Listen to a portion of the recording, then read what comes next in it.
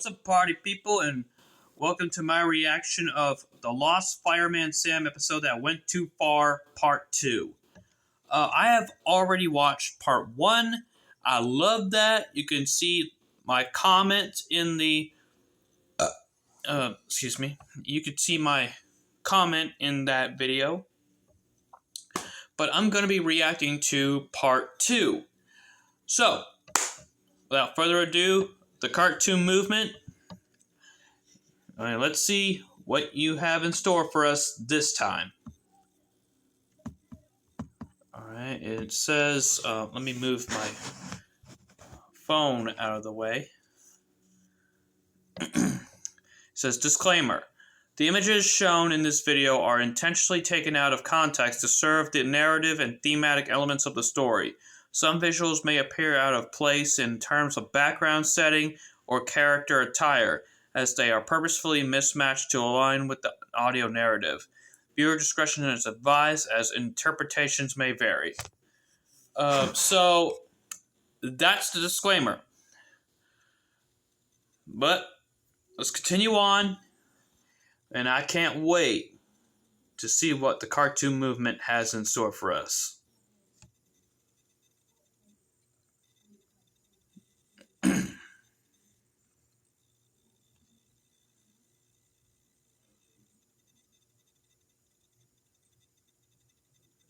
It had been 2 weeks since the quarry incident. Norman Price had slipped on loose gravel at the very edge of the old Which quarry I did pit, see that. legs dangling over a drop that would have ended everything. Fireman Sam had rappelled down in seconds, hauling him up by the scruff of his jacket. The moment Norman's feet touched solid ground, he wriggled free, brushed off his trousers, and shouted towards Dillis, who was running towards them in hysterics. Norm, I'm fine. Fireman Sam saved me, just like he always does. That cocky little grin, that absolute certainty, it had... Yeah, in that video, Norman Price had shot himself in the foot, in the arm, and in his head. He ended his own life, as we will see right here. Had pushed Sam over the edge he's been teetering on for years. Sam had rounded on him, face thunderous, voice loud enough to echo off the quarry walls. I'm sick of this, Norman. Sick of risking my life because you can't stop being careless. Do you even realize what it means when we get these calls? When your mom calls us, crying, terrified that she's about to lose her son? Dang! She turned to Dillis, who was clutching her son like he might vanish, and added grimly, He's not just a boy, Dillis. He's growing up. And if he doesn't start taking responsibility for his actions, one day he's going to find himself in trouble that even I can't save him from. Dang! The words had hung heavy in the air. No one spoke. Norman's grin had finally flattered. Sam had walked away, shoulders tight, wondering if anything he said would ever stick. We may never know. We may never know, and it's gonna continue being this downward spiral. As we all know with Norman Price, he's not gonna stick to his promise. He is doing this for the love of the game. The wind still whipped through Pawnee Panny, but the fire station felt heavier now. Outwardly, Fireman Sam was the same calm hero, polishing Jupiter, running drills, ready for the bell. Inside, the anger hadn't cooled. He kept hearing Norman's smug, Just like he always does. and his own warning ringing, unanswered. At Dillis' shop, Norman was grounded indefinitely, chores from dawn Thank till dusk. God. Dillis watched him constantly, voice wavering. You heard what Sam said, love. Promise me you'll be careful from now on. Norman muttered agreements, but his eye straight to the window. Sam's words. One day he's going to find himself in trouble that even I can't save him from. Yeah, Fireman Sam he had obliterated Norman Price. He had destroyed this kid, not just physically, but mentally. He had, oh my God, bro. Cartoon movement, you are cooking with this one.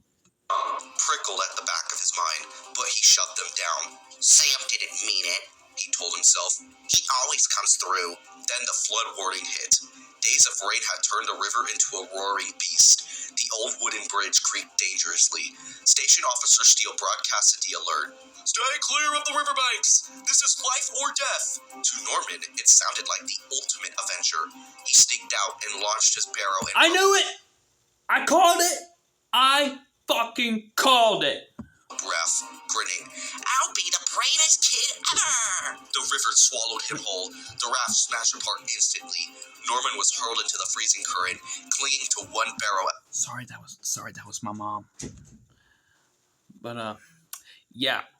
Like I said, he's doing this for the love of the game. As it raced towards the waterfall at the gorge, love of the game. Dillis discovered he was gone and collapsed. She rang the station, voice breaking. Sam! It's Norman! He's in the river! Please! Hurry! Sam's gonna fucking kill this kid.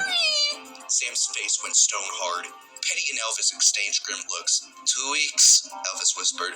Just 2 weeks since the Quelly. Sam floored Jupiter, sirens screaming, jaw clenched. He didn't listen, he said through gritted teeth. Not one word.